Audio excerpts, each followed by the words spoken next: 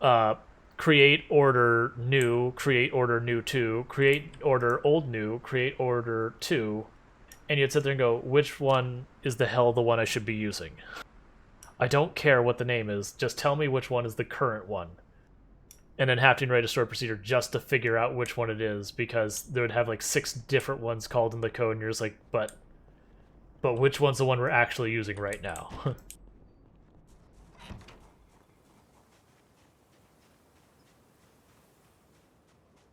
Oh yeah, for anyone non-software, pretty much everything you know and love that's based on software is pretty much being held together with sticks, bubblegums, hopes, and prayers, and people working really hard. So feel great about that. That includes your banks. I have seen some atrocity codes in banks and government. I don't mean like atrocity as in unethical, as in poor craftsmanship that has survived the tests of time. And I don't blame the developers for that, because usually what it is they're told to make it for one thing, then it's repurposed, then it's repurposed, then it's repurposed, and they say, okay, I need a week to repurpose this, and they go, you got 2 days. You go, well, just gonna shortcut all this crap and not properly test it, because there is no time.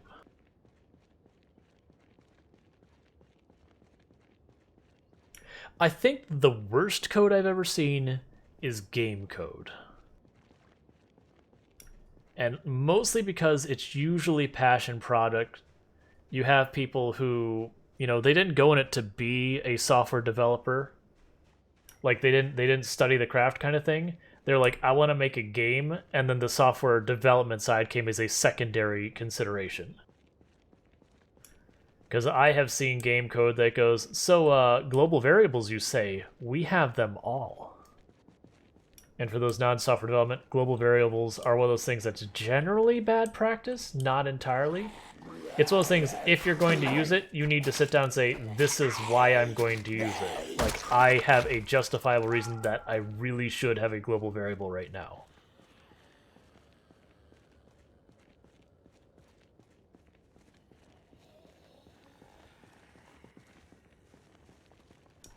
Yep, the artist term program. Technically, I would fall into that. When I started college, I was in computer graphics animation, and then came to the realization that as much as I loved making art, I really hated it when I had to make art based on what someone else asked me to make versus what I wanted to make. And I went, if I'm going to still enjoy this, I need to choose a different career path. And then I went into IT, and then I learned doing stuff manually sucked, so I wrote scripts to do stuff automatically, and then scripts became programs, and then I was a software developer.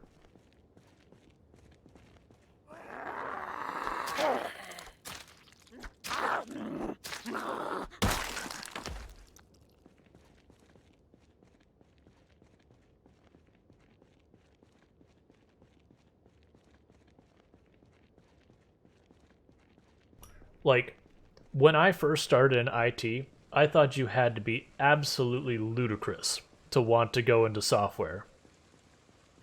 And it was because just this misperception of the whole thing.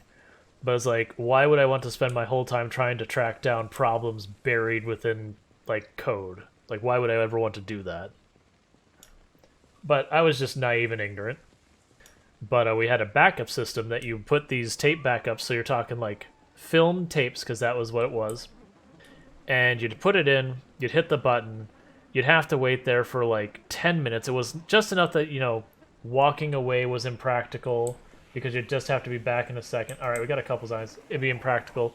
So you basically got stuck standing at this stupid machine, and you'd have to go through like 12 of these tapes. So for like a good hour and a half, 2 hours of your day, you're just standing at this machine, push a button, wait 10 minutes, take out the tape, push the button, wait 10 minutes, take out the tape, and it was the most awful thing to do for just mind-numbing tedium. Well, I figured out there was a scripting language you could use to automate it. So you'd just push a button, you'd load a tape, load a tape, load a tape, and then you'd walk away, and then 2 hours later, you'd come back and take out all the tapes. Which was way better, but could only be done through scripting. So I wrote the script for that, and then I started scripting all of my responsibilities away because I didn't want to rarely work. I just wanted to be paid.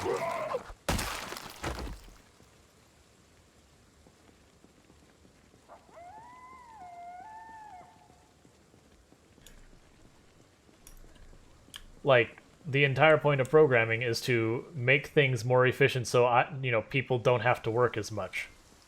When it really boils down to it. And that's oversimplification, but that is what it is. If you didn't have a database, you had ledgers, so database just makes ledger work easier.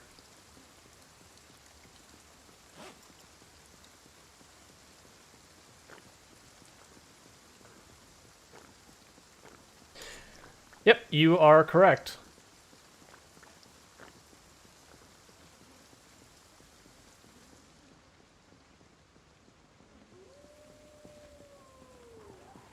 And half the time when you're talking to the user, they will blame IT, saying, like, why are you breaking my computer? And you look at them and go, look, I don't even like you, Jerry. I don't want to come to your desk. I'm certainly not breaking your computer, making me have to come to your desk and spend more time with you. I would rather be sitting back in the wiring closet, chilling, looking at whatever on the internet I was looking at on the internet before all this. And just making sure the whole network doesn't catch fire. And my apologies to anyone called Jerry. I just called out a name that popped in my head as someone who was problematic in my past.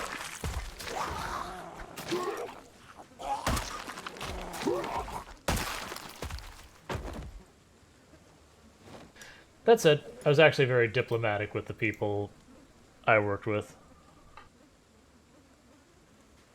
Yep, computers are incredibly stupid and will do exactly what you tell them, start to finish, good, bad, or otherwise. They are a tool. They're just good at doing stupid really fast and at scale.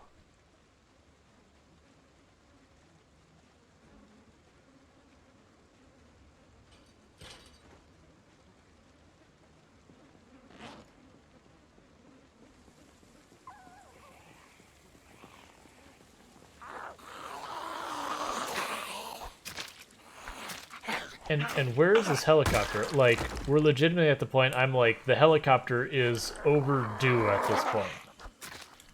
Like, we're at, like, the end of the window I would expect the helicopter to show up.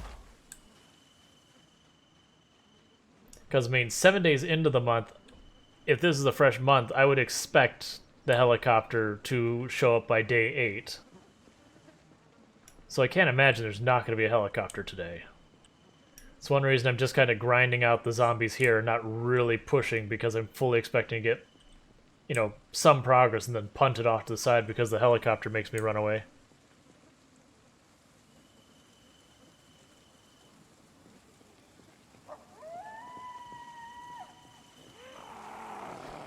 Like, I don't mind when the user is kind of like, hey, I messed up, I did something dumb, I deleted something I shouldn't have. Cool. No problem. You acknowledge that, hey, I realize I made a mistake. I want to learn from this, and I want to do better. Cool. I will spend all day with you, helping you learn anything you like. Like, I am all about helping that user. Now, the one who you sit down, you're like, why the hell are you breaking my computer? I'm like, man, I have no idea why you're here. Like,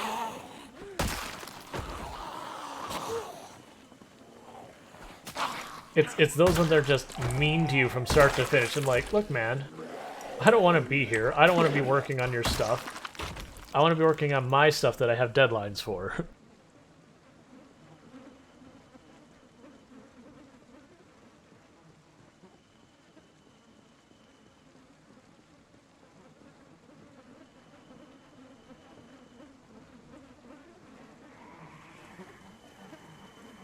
Or my favorite one, and this has been a problem with a lot of IT jobs I've had, is they'll be like, all right, absolutely super strict, no exceptions, no overtime policy. All right, no overtime policy. Okay, it's Friday, 4:55, the entire network goes down, the server in the other room is screaming like something has shorted out the electrical. I just need to tell me, do I go home or do I stay and fix it? Your call, not mine. All right. If you don't answer, I'm going to take it as a go home. If you want uptime, unfortunately, there's going to be times that the server has problems. When you're walking out the door, and it's like, well, your choice is I get overtime, or you don't get your network.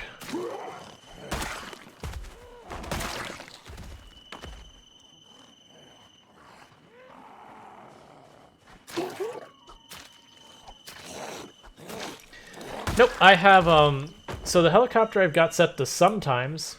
In practice, that's about 2 to 3 times a month, because there is some variance. Like, I can't predict the exact day it's going to show up without the emergency channel. And I can only predict it, like, the day of it showing up, like, before it shows up. So I don't get that much advance notice. But, yeah, it's 2 or 3 times a month, or somewhere in the area of, like, 8 to 12 days apart. And that's when you change it to sometimes.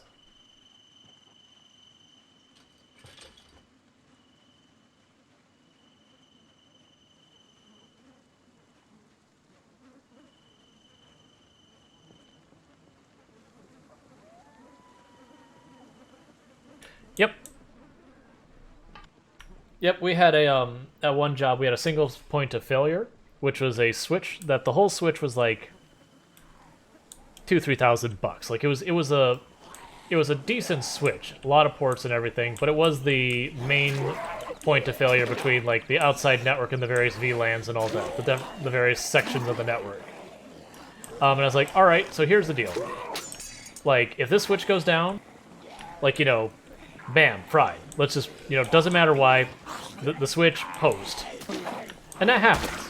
Especially because, like, that switch, you know, those things are usually good for 5 to 7 years before it's like, no, really, you probably either want to have a backup ready because that...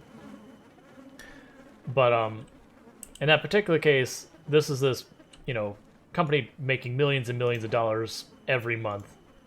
They're like, I need, like, $3,000 so I can have a second switch.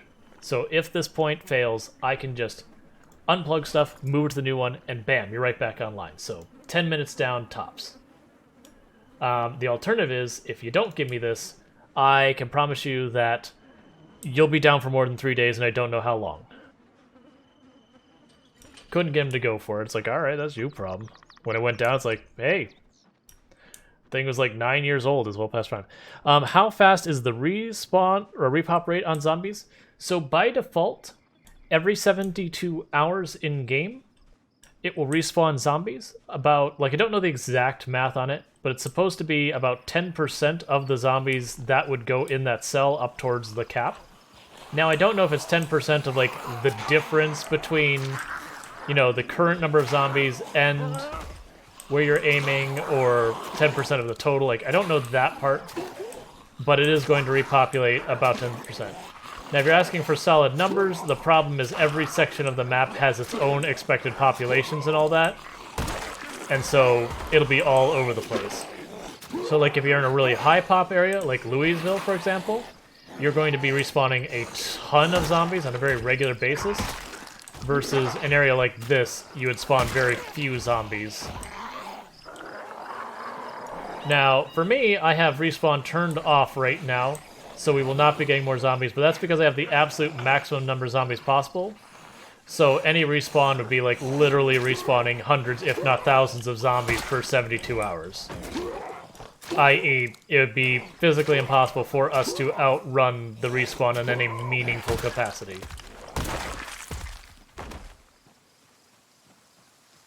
But yeah, and that's default. You can change all those settings. Like, I generally would recommend people, if it's the very first time you play, sure, turn on survival or apocalypse, give it a little bit of a go. After a couple of deaths, consider trying sandbox. And then just taking, like, a pocket to going, you know what, there's a setting I don't like, let me change it. And doing that kind of thing. Because, like, I personally find apocalypse, as you adjust to it, you're like, oh, there's just really not that many zombies here, is there? Now, that's me personally. There are some people who go, oh, there's entirely too many zombies, which is fair. Adjust it. That's one of the beautiful things about the game, is you can change everything. If you want your zombies to run at you full speed, do it. It's terrifying. I have played sprinters only a couple times on streams. It's not my thing. I appreciate that people like the challenge, but for me it's like, okay, it's all about only pulling 1, maybe 2 zombies at a time and never more. and then abusing the crap out of fences and doors and other things that you can get the zombies to not be able to hit you for a second or two. And there's other ways to deal with it. I shouldn't say it's strictly fence tech. But to me, that's not as fun versus just, I would rather meat grind to the zombies and just see who lasts longer. And I also acknowledge that a number of people go, you're just killing zombies, that's not fun. Okay, sure. Fair. I need to equip another one of these.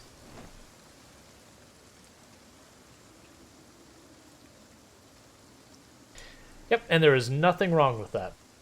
As long as you're cool with it. And I have no, like, people who use fence tech, people who use burns, people do all that stuff. Cool. Hey, Rancid Ralph, how's it going? Yep. And I've said on stream before, especially if you're new to the game, I would discourage making the zombification instantly kill you. And the only reason I'd say that is because when you're infected and you know you've got nothing left to lose, that's a good time to go, you know what? Grab your best weapons and just see how many zombies you can throttle. Try taking on groups of 20, seeing if you can make it work. You know, start blasting with your shotguns and rifles and all that you normally wouldn't use. Drive fast, reckless, and loose. Do all those things that you won't do when you actually care about your run. And that said, once you play it a bunch and you're tired of it or you just don't want to deal with it, by all means. And also, if you just really hate it, turn it off. That's fine. Yeah, no, it's totally fine if you want to just instant infection, instant death. That's fine. Like, I'm not saying you're playing it wrong. The way I say is, if you're having fun, congratulations, you are playing the game correctly. It's just one of those things that for people brand new to the game, it's like, maybe wait to turn on settings like that till you've till you had a little bit of time messing around when you've got nothing left to lose and just seeing what you can get away with. Because that's how I learned to fight zombies of this nature. Like when you're fighting big groups, is just going, oh well, I'm dead anyways. Let's just kill a whole bunch of zombies. Who cares if I die? I'm already dead.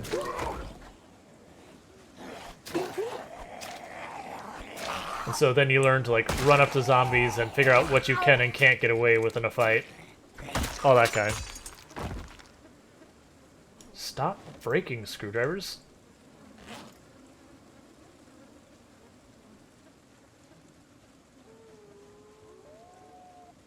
Oh yeah, well I mean I also don't respawn on my map. Every time a character dies, I do a new map. Start over.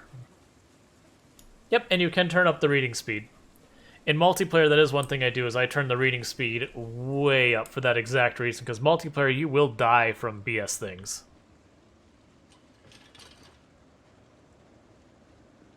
Yep, that's another strategy, is doing the accumulator and just fighting again and again and again. Yep. Yeah, and again, there's nothing wrong with playing where you play in the same map. I know people who will play many, many years in the same map and they're perfectly happy. No reason not to do it. Just my personal play style is once... And part of the reason why I do switch characters is once you start working on carpentry and metalworking, it can be very destructive to your world. So I just got in the habit of restarting because like, oh, well, this is the town I want to live in and I've already destroyed half the stores. I just want to restart to have my stores back.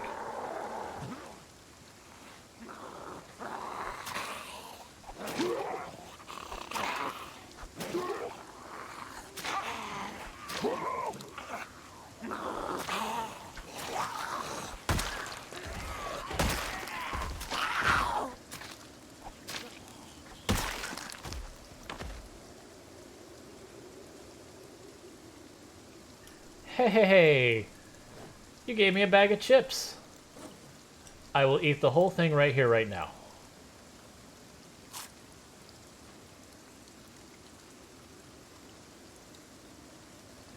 Gotcha. Yeah, the game changes when you have power and water off. Like, that's actually one of the runs I'd recommend for people who are trying to, like, make things interesting. Do a 6 months later run. Where you start, it's snowing outside, the power and water's off, all of the food that's perishable is rotten. You can't watch the TV shows. It's a very different experience.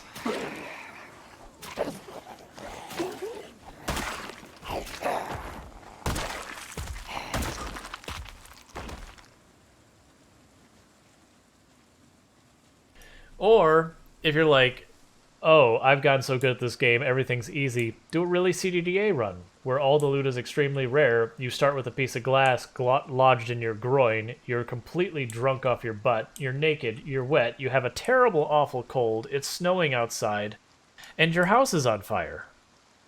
So, you know, it's pretty unforgiving.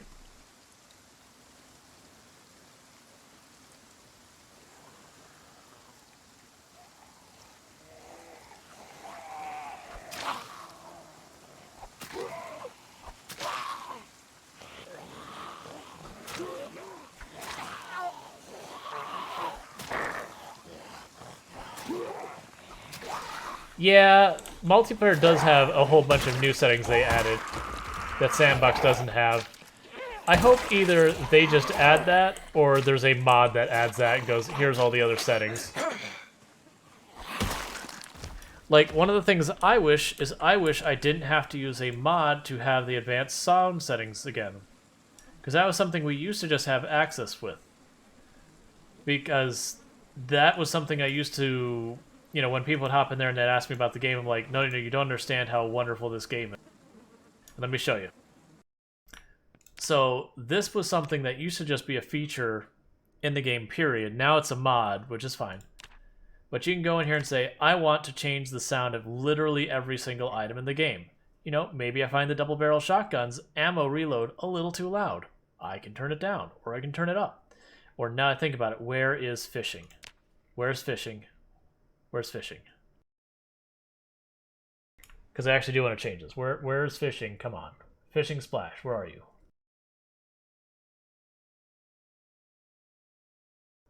Come on. Fishing. Lure hits what? Strike with spear. Give me 5%. That crap is the loudest thing on earth.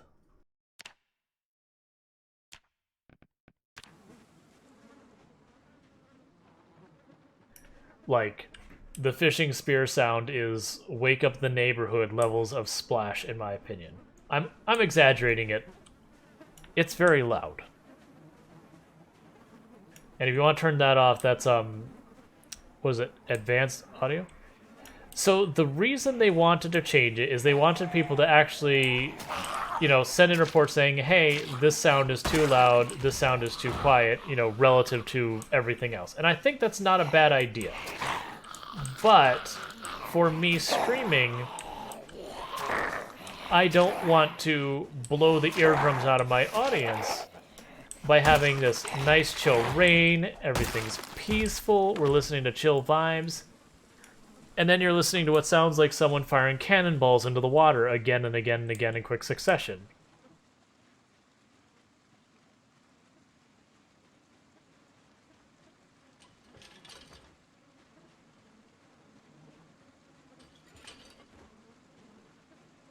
Oh, like the ka-chink? Yep. Or like another thing I plan on doing is if in this run, like assuming we get to that point, and I get a vehicle with a siren, like there will be a point I'll be driving around blaring the sirens everywhere to draw out the zombies. I don't want to make people listen to sirens going full blast for, you know, half an hour to an hour, so I'm going to then turn the sirens down to like 5-10% so you can still hear them, but they're super soft.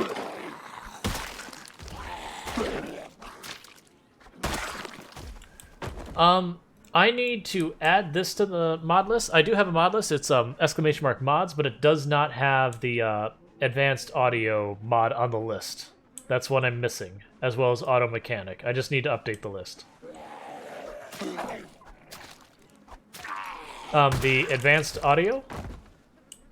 It's something like advanced audio or something like that is the one that lets you choose all the audio settings. That should have worked.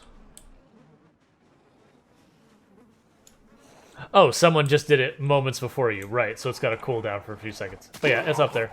But the only mods missing from that is auto mechanic. All that does is when you right-click, like you'll go into your car like you're going to do mechanic stuff, you can right-click and choose train mechanic, and it will go through and remove a part and add a part and remove a part and add a part. It's just doing the clicks for you. It's not giving you any type of unfair advantage. it's just saving you dozens and dozens of clicks and waiting. Because mechanic is the one thing I do want to see them change, is how it works, because it's just like, okay, I see you're into RSI. I see you want my wrists to hurt. Thanks.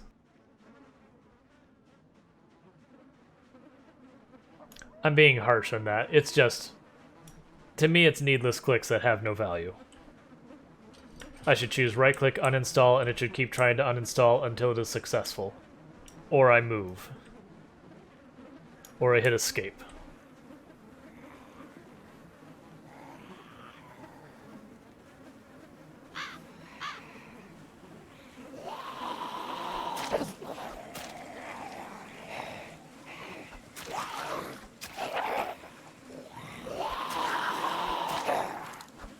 That, and honestly, a lot of parts that get damaged trying to remove it make no sense to me. It's like, but in real life, that's held in with 4 bolts. How do you break the part to the point it's unusable removing 4 bolts? Like, you could strip the bolts, but I mean, you just damage the bolts.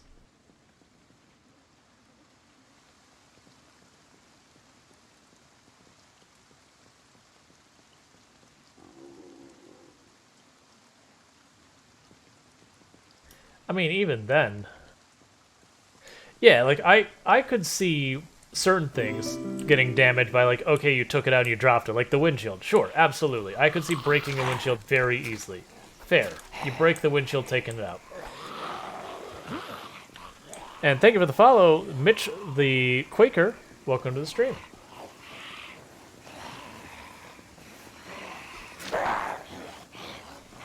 Up, we got a bot hopped in, just tried to drop a link.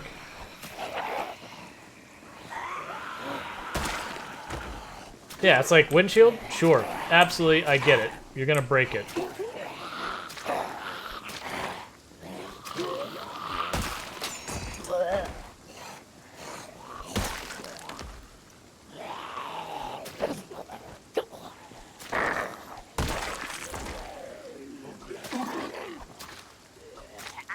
Oh yeah, no, that annoys me in RimWorld so much. It's like, okay, look, man, let's get real here. What were you doing that you about, took off this guy's head, trying to amputate their foot? All right, we got push-ups that have been cashed in, so give me just a minute because I owe 5 push-ups, so it'll take me just a minute. Okay, and push-ups are done.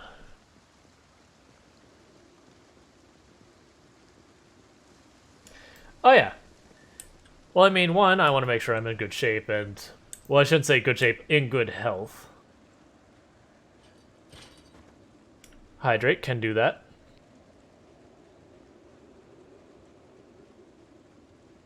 Yup, that is the point. Keep the blood circulating. Helps with the old cholesterol. What the crap, man? Where are all these zombies coming from? But yeah. And like I said earlier, I do plan to for at least the stretch, because stretching does take like a full 2 minutes to get through if I'm doing it right, and my timing is terrible and I need to have... Oh, I didn't adjust my mic.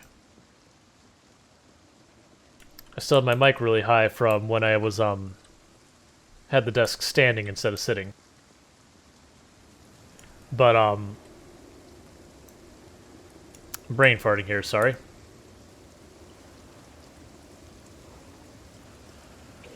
Right. So, like, the stretching takes, like, a full 2 minutes to go through the whole rotation of stretches, because, it's 2 positions per hand and all that. Each position 30 seconds, blah, blah, blah. So, I kind of want to commission the artists that did the, emotes and be like, hey, I know this isn't your normal thing, but, can I get the character that I have in my emotes and, like, have them, in these poses for... anyone who wants to follow along to be able to be like, oh, they're doing stretches. Here's how long there's left in this stretch. Here's the position that you're going for. All that stuff.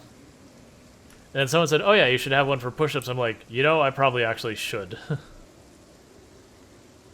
That way when, someone cashes in the push-ups, or... The push-ups are fine, because they're only like 30 seconds or whatever. But, like, the stretcher takes 2 minutes. That way, if someone joins, you're just going to see, like, a little message like, stretch time, and it'll just, be all that. So I know what's going on, because I've had people, you know, join middle of the stretches and they're like, is the person here? It's like, yeah, they're doing stretches. Someone cashed in points. Because I can't push to talk and stretch at the same time.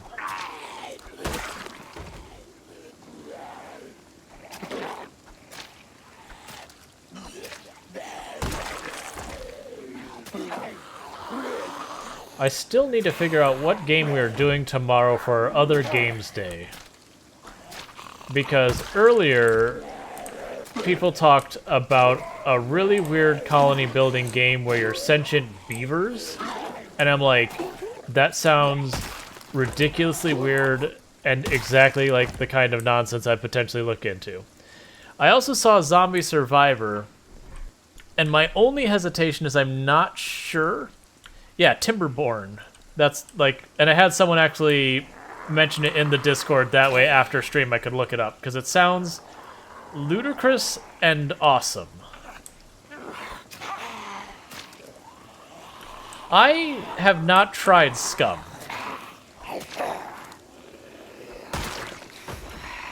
Now, as far as Vampire Survivor, like, that looked interesting, but I'm trying to think, like, if that would fit the chill vibe we're going for here. And it could be that it's just a one-off, it doesn't matter, but, like, it looks fun. I would certainly play it.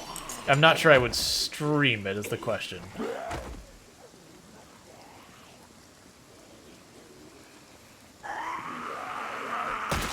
The game I heard about was Timberstorm. Or, sorry, Timberborn.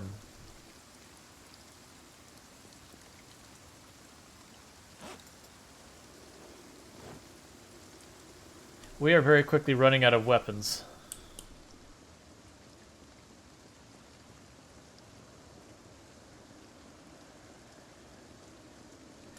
Gotcha. I mean, that's the entire idea with the Thursdays, is we either we play one-off games, you know, like, if I were to play, let's think of one. Oh, what is the name of that game where you walk around and it's just basically the person doing dialogue and you have all sorts of ridiculous stuff like clicking on doors and all that you can do to get all sorts of fun dialogue. Oh, the Stanley Parable. Like, Thursday would be doing something like the Stanley Parable, where it's like, alright, this is a game I'm going to do for, like, a stream, and then probably never revisit because once it's done, it's done. Thanks so much for the follow, Don Zagi. Welcome to the stream. And if I mispronounce that, please let me know, and I'll try and do better in the future. So, like, that's one thing I could definitely do on Thursdays, is a game where it's like, this is a fun game, I want to stream it, it's going to be a one-and-done kind of thing. Sure. It's also for games that, like, thank you for the follow, Midnight Monster. Welcome to the stream. I could also do Thursday for games that's like, I don't know if this game's going to be big, like, for my audience and all that, so we're going to give it a trial run, and if people seem to resonate with it, we keep doing it maybe, like add it to the schedule, or, you know, add it to replace a game later when, you know, we need a break from a game or whatever. Or just, if people don't resonate with it, then we don't. Like, Oxygen Not Included was a lot of fun. I had a good time, and there was a good, you know, handful of people who were tuning in and having a great time, but unfortunately it just, the numbers were bad. So sadly, while I had a great time and I do not regret it at all, it's like, alright, it's time to, you know, put that one back on the shelf for streaming, unfortunately, and find something else to fill in that gap.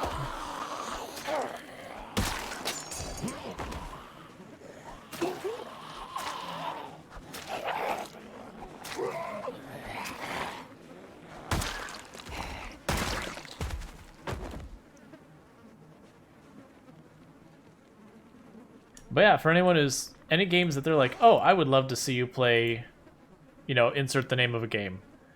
If you hop on the Discord, there's the Game Suggestions channel. And the only reason I ask people to hop on the Discord to do it and not just, like, blurt it out in chat or whatever, is my streams are so long, I won't remember. So I need it written down somewhere, and Discord's convenient. And also, it's all a trap to get you to join the Discord. I mean, to have written record, nah, I'm teasing. It's just easier for me.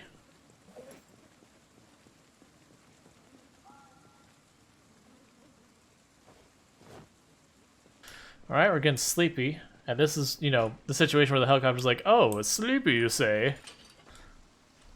And it comes by and ruins her day. Luckily, I've got 2 whole things of vitamins we could choke down real fast to deal with it.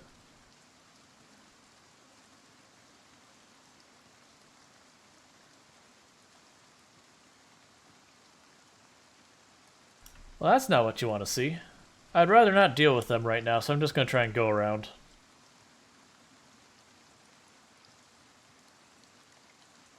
It just means tomorrow, instead of taking the road, I'm going to cut across the field. Or... oh, it's just 4, that's fine. Yeah, so they're coming across this field, so there's some barns and everything over there. So there's a good chance they're just coming from there and causing this problem to it. Okay, actually I do have the screwdriver. I was like, do I have the screwdriver in my hand? I don't see it.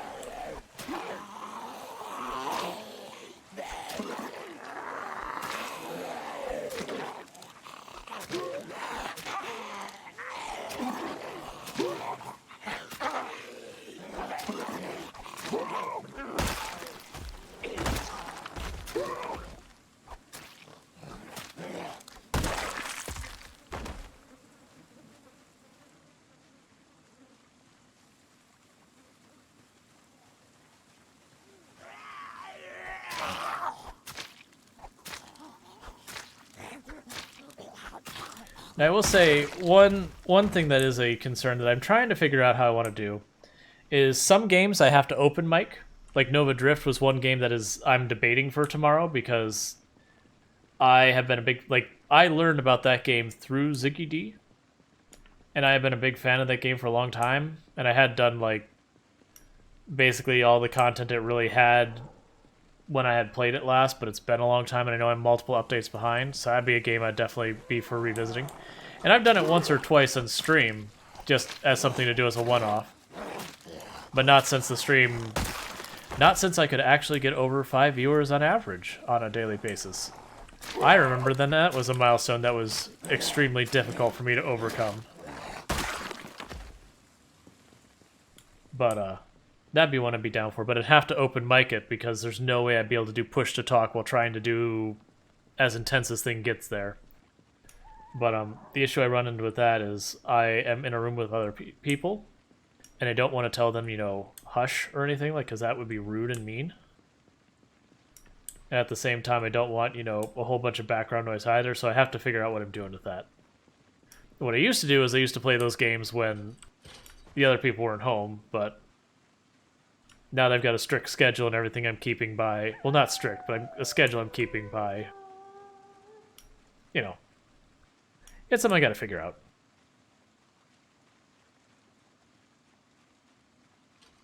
Well, that sucks. We got more zombies hanging out by our house.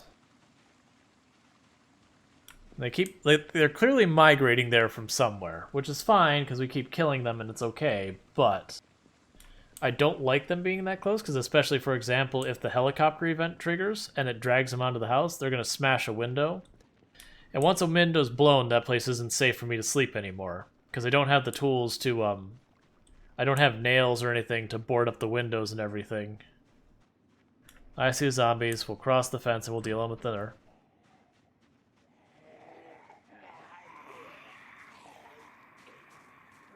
So I really want to make sure this place stays intact as best we can. Because the next nearest place that I can base from that would be safer to sleep is a bit more of a hike, and I don't want to do it.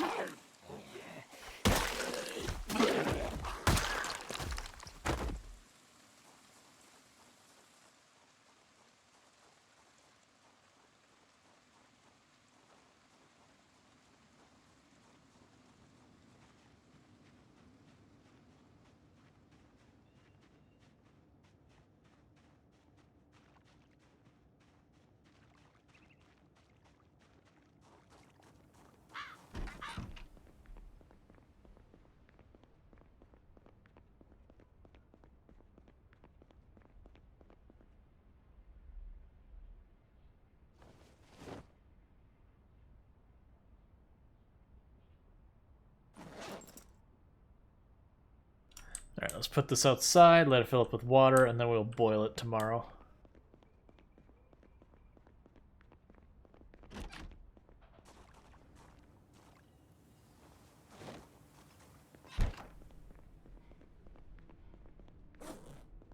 Okay, so I still have a decent amount of food on us. We need weapons, and that's becoming an actual urgent issue.